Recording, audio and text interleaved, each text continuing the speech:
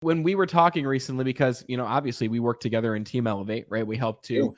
up organizations' performance and networking and sales and leadership. And we're like, I was talking to you and I'm like, Brian, leadership has changed a lot. And you're like, yeah, it's changed drastically, right? I'm going to talk to you about how that is.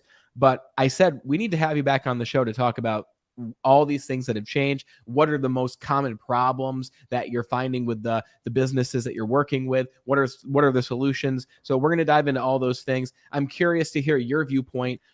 How do you believe, and what have you observed about the changes in the leadership landscape today?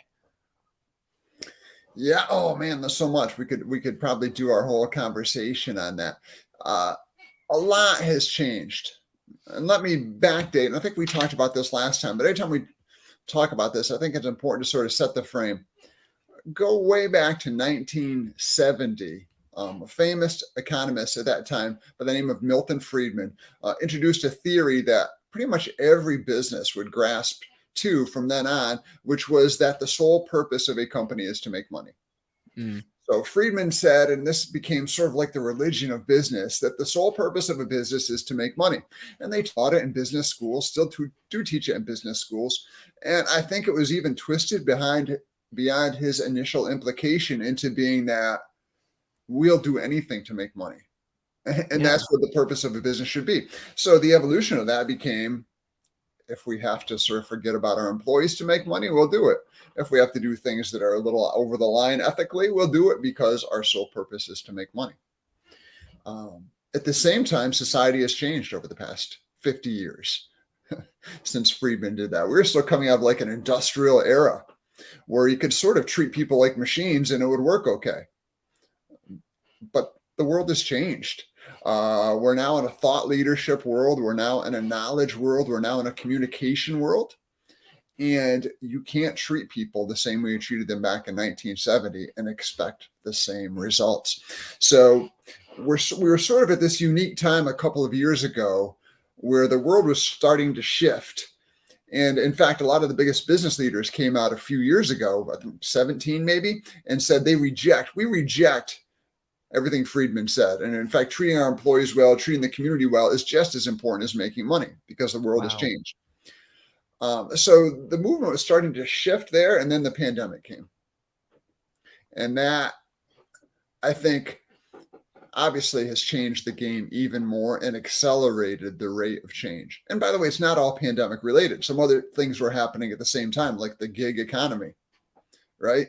People's ability to go make money without having to answer to a boss. Yeah.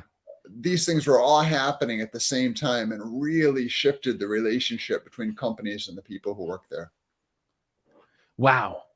It just seems to me from an outside perspective that this changed so fast. Like I think about the first jobs that I worked at, even I worked at a Six Flags theme park when I was 15. And I think that's relevant because that was like the first job where I really learned what leadership even really was. I didn't really understand it at that point. It was more about being a manager and not a leader, which obviously they're very different.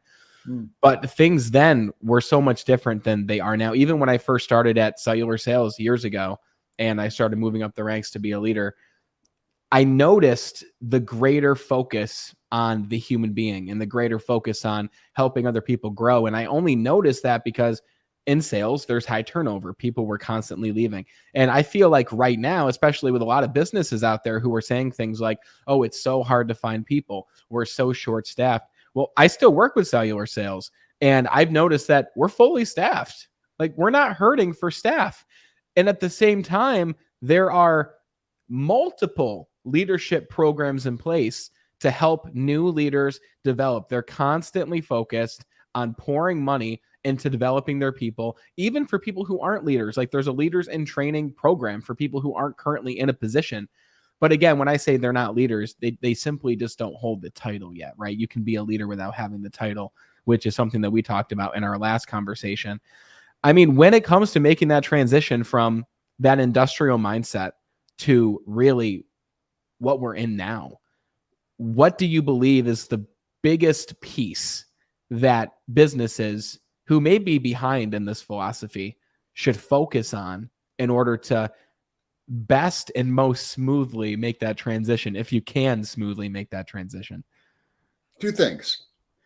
Somewhat radical, maybe. I think every business that wants to succeed, and maybe just every business, should immediately do away with every management position and replace them with coach positions. Because people don't need to be managed anymore, but people desperately need to be coached. People desperately need to have someone on their side to help them grow, to help them develop their skills. And that is the kind of thing that is going to help your organization succeed, and at the same time help the individual succeed and create that bond of loyalty. Now, I'm not saying that processes still don't need to be managed. They do, obviously.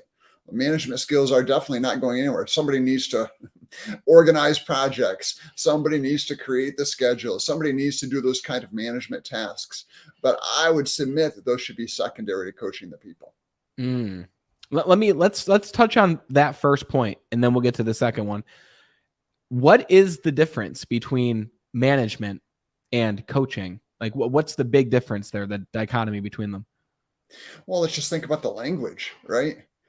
If I come to work at your company and you tell me, Brian, you need a manager, what's the implication? Someone's looking over you. Someone's watching you. Someone's micromanaging every move that you make. The implication is I need to be managed. Yeah. Brian, you have a supervisor. What's the implication? You need to be supervised. I'm a toddler. I need to be supervised. What is the implication to the person in that position? Brandon, you're a manager. Brandon, you're a supervisor. What should I do? Well, I guess I should watch these kids like they're toddlers and make sure they're not doing anything wrong. That was a very simple way to look at it, but the language itself sort of sets expectations. Think about a good sports coach. You know, their primary function is to coach people. Now, are they going to do a little strategy? Yeah, of course. Are they going to worry about X's and O's and this person goes here and this person goes there? Yes.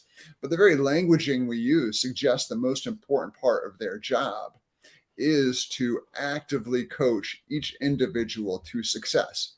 And of course, that looks different for each person, but it requires somebody who has the skill set, first of all, which is the second part of this. Are you even putting people in those positions that have the skill set to be able to coach?